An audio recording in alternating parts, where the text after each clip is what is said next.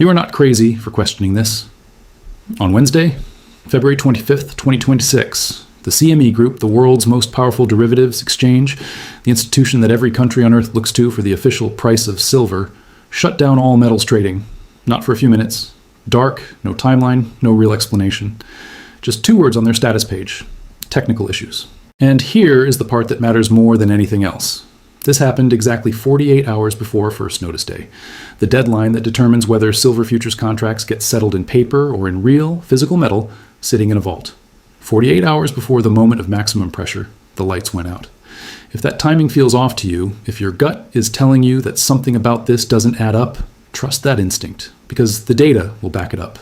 This video is going to walk you through the full sequence of events, the physical market reality, the numbers behind the short squeeze, and both sides of what could happen next. No hype, no agenda, just the complete picture that you're not getting anywhere else. Subscribe to Element Axis right now if you haven't already. Hit that bell, and let's get into it, because this one matters.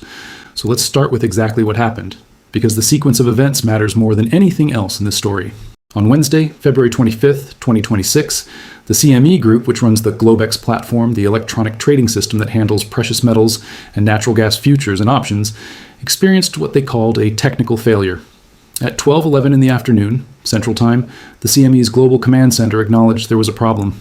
4 minutes later, at 12:15 p.m. Central, the exchange officially confirmed that all metals and natural gas trading had been halted. Natural gas trading managed to come back online by around 12:50, roughly 40 minutes after the halt. But metals, specifically the category where all of the pressure in the market exists right now, stayed dark. No timeline for resumption. No explanation beyond those 2 words. The exchange's official status page simply said, investigating. Every single all-day order and every good till-date order that traders had placed for Wednesday was canceled outright. Wiped. The only orders that survived were good till canceled orders that already had prior confirmation attached to them. Everything else was gone. And this happened, let me say it again, exactly 48 hours before first notice day, the deadline when anyone holding a March futures contract is required to formally declare whether they intend to take physical delivery of actual silver. That is the moment in the futures market cycle when paper promises get tested against real metal in a real vault. That is when the gap between what exists on paper and what exists in the physical world becomes impossible to hide. And 48 hours before that moment of truth, the lights went out. You tell me what you think about that. Drop your read in the comments below. I genuinely want to know whether you think this is a coincidence, because I've been looking at these markets for a long time, and my gut is telling me something very different. Now, before I go any deeper, let me make one thing clear about how Element Axis operates. We do not sell trading courses. We do not sell signals, subscriptions, memberships, or any kind of paid mentorship product. If you ever get a message from somebody claiming to be associated with this channel and trying to get you to pay for something, that is not us. Block them immediately. What we do here is lay out the data, explain the connections, and give you the context to think for yourself. That's the whole deal. And based on the response we get from this community, that approach is actually helping people understand what's going on in these markets. So if that's valuable to you, subscribe and share this video with someone you think needs to see it. Now let's keep going, because what happened on Wednesday is only the beginning of this story. Here's the part that should make every single person watching this sit up straighter in their chair. This is not the first time. If this were the first time CME's system went down at a sensitive market moment, you could chalk it up to aging technology or an unlucky coincidence. But go back to November of 2025, just a few months ago. On November 27th and 28th of last year, CME Group suffered a catastrophic outage that lasted 10 hours. 10 hours. The entire global derivatives market frozen, trillions of dollars in contracts unable to trade. The official cause given at the time was a cooling system failure at a data center in Aurora, Illinois, a facility operated by a company called CyrusOne. Now, here's a detail that makes the whole thing more interesting. CME actually sold that data center to CyrusOne back in 2016 and then rented it back from them. So the world's most systemically important derivatives exchange is operating out of a building it used to own, paying rent to the company it sold it to, and that building's cooling system failed at one of the most sensitive moments in the derivatives market calendar. The internal temperature at that data center shot past 100 degrees Fahrenheit. Outside, it was below freezing. And still, the cooling system inside the building failed catastrophically. CyrusOne later admitted that the outage was caused by human error. Their own employees and contractors failed to follow basic standard procedures for draining cooling towers before freezing temperatures hit. That's not a technology problem. That's people not doing what they were trained to do at exactly the wrong moment. But here's the detail that truly bothers me. The cascade of failures actually began at 3:40 in the morning on November 27th, a full day before Globex went dark. That means there was well over a day of warning that something was going wrong. Someone knew. The signal was there, and it was either ignored or the response was so mismanaged that it might as well have been. There was also a backup data center in New York that was fully capable of assuming the load. CME had redundancy built into their system specifically for this kind of scenario. But the decision was made not to activate it because the exchange believed the outage would be brief. It lasted more than 10 hours. After that November debacle, CyrusOne publicly stated they had bolstered their backup cooling capacity. Whatever they did, it apparently wasn't enough to stop the exact same uncomfortable questions from being asked again just 3 months later. Once is an accident, twice is a pattern. And when that pattern keeps appearing specifically at moments when the silver market is under extraordinary stress, you have to stop calling it bad luck and start asking harder questions. Now let's talk about what's happening in the physical silver market while the CME sits dark, because the physical market doesn't care about exchange outages. Reality doesn't pause. On the day of this halt, Shanghai's futures exchange had just reopened after the Lunar New Year holiday, and the moment it came back online, silver prices there shot up to approximately $102 per troy ounce.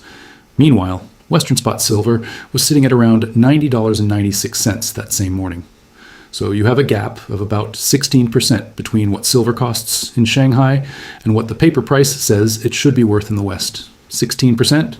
The world's largest silver-consuming nation is paying significantly more for actual physical metal than the price being quoted on a Western exchange that isn't even functioning right now. When you have a 16% gap between the paper price and the price that the world's biggest buyer is actually willing to pay, you don't have a unified global silver market anymore. You have two separate markets operating in two separate realities, and at some point, those two realities have to collide.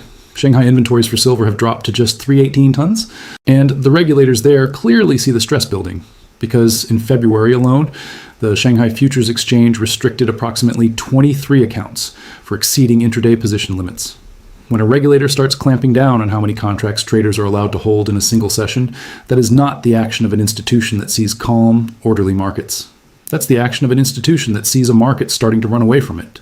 If you've been tracking the Shanghai premium, that gap between Eastern physical prices and Western paper prices, drop a comment and let me know. Because understanding that gap is one of the most important things you can do right now. Let's talk about the short side of this trade, because this is where the math gets genuinely brutal for certain participants. And I want to be careful here. Margin pressure hits every trader on both sides of any position. Longs can get squeezed too. But the specific configuration of this market at this particular moment creates a uniquely dangerous situation for traders who are short silver and don't actually have the physical metal to back up their positions. Start with inventory. COMEX registered silver, the category that represents metal actually pledged and available for delivery against futures contracts, sits at approximately 88 million ounces. Total COMEX silver inventory is around 366 million ounces, but the vast majority is classified as eligible, meaning it's sitting in a vault somewhere but has not been formally committed to delivery. Registered stocks are what matter when futures holders demand physical settlement, and registered stocks have collapsed. Back in 2020, registered silver on COMEX was approximately 346 million ounces. Today, it's 88 million. That's a drawdown of roughly 75% over 5 years. And the depletion hasn't been gradual. The rate of withdrawal has been running at something like 20 million ounces every single month. Do that math. At 20 million ounces per month coming out of registered inventory, with only 88 million ounces left, you are looking at roughly 4 months of supply at the current pace. And that assumes nothing accelerates, which seems like a very large assumption when first notice day is approaching, and more contract holders are expected to stand for delivery rather than roll their positions forward. Now set that 88 million ounce figure next to the open interest in silver futures.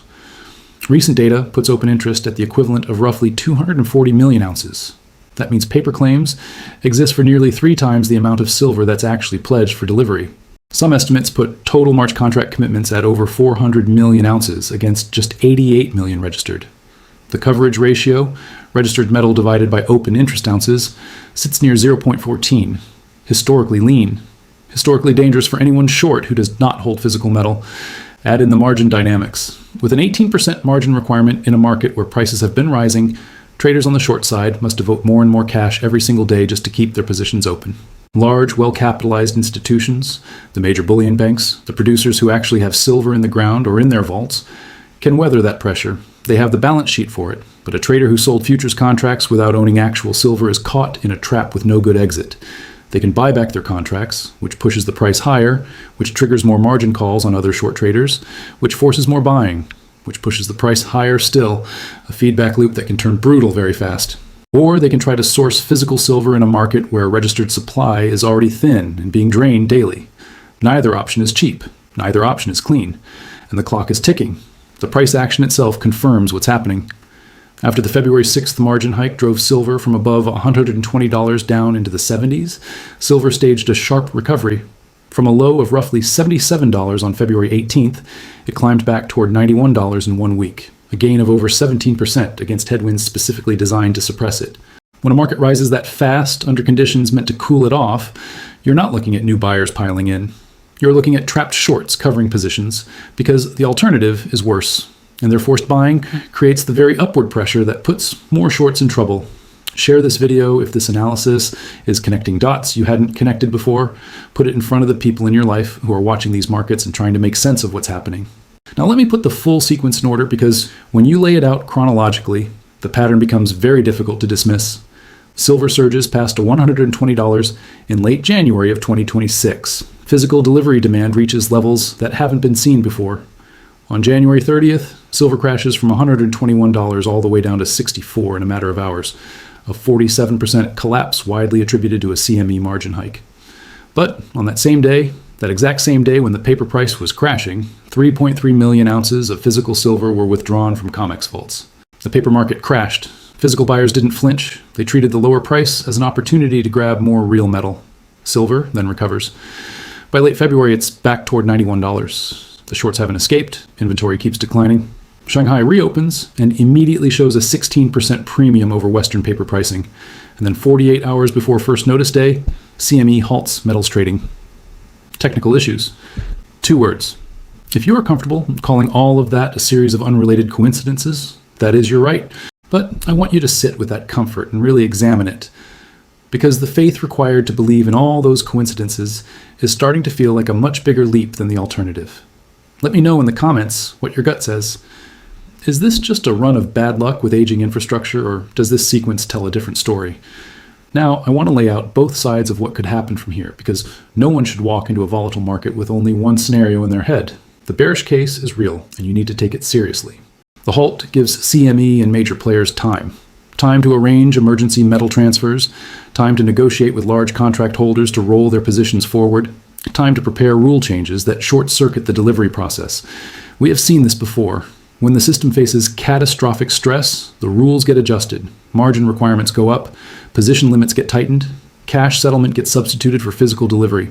If CME comes back online announcing emergency measures, further margin hikes, delivery restrictions, modified settlement procedures, silver could sell off hard as traders price, in the reality that the physical squeeze may not materialize. Back in March of 2020, the London Bullion Market Association made rule changes around gold delivery specifically to relieve squeeze pressure. Something similar here is not out of the question. Beyond the structural risk, there's macro risk. If broader markets sell off, if we get a risk-off event driven by geopolitics or surprise economic data, silver could get dragged down in the initial wave regardless of its own fundamentals. And there's the Federal Reserve. If the Fed signals any hawkishness, if dollar strength returns, if Treasury yields spike, those are direct headwinds for precious metals. Keep those risks on your radar. Now the bull case, none of the fundamental problems have been solved. Not one. The shorts are still short. The registered inventory is still being drawn down. Paper claims still outnumber physical metal by nearly 3 to 1. The Shanghai premium still exists. London lease rates for borrowing physical silver spiked to 34.9% recently, with intraday peaks near 39%. Let me make sure you understand what that means. When the annualized cost to borrow silver is sitting near 40%, it means institutions that need silver are so desperate they'll pay almost any price for it. That is not the behavior of a well-supplied market. A halt in exchange trading doesn't fix any of that. It delays the moment of reckoning. Physical buyers don't care about exchange halts. Buyers in China, India, the Middle East, they're calling dealers and trying to source metal wherever they can. And those dealers are reporting extreme difficulty sourcing supply. When supply is tight and buyers are still buying, premiums rise. When premiums rise, the gap between paper price and physical price becomes visible to everyone. and the paper price eventually has to catch up, or it loses all relevance. Implied volatility on the major silver ETF recently sat between 99% and 103% annualized against a historical realized rate of about 37%. Options traders are pricing in the possibility of massive moves. They are not calm. Total COMEX silver deliveries doubled from 203 million ounces in 2024 to 474 million ounces in 2025. And the February 2026 delivery rate has been running at approximately 98%. 98% of contract holders are demanding physical metal. That is conviction. People want real metal in real vaults, not paper promises rolled forward indefinitely. And beyond all of this, we are in a monetary environment where global debt is at historic highs, central bank balance sheets remain enormous, and confidence in fiat currency systems is declining globally. Silver has been used as money for 5,000 years. It is also a critical industrial material used in solar panels, electronics, medical devices, and electric vehicles. Industrial demand is hitting record levels at the same time investment demand is surging.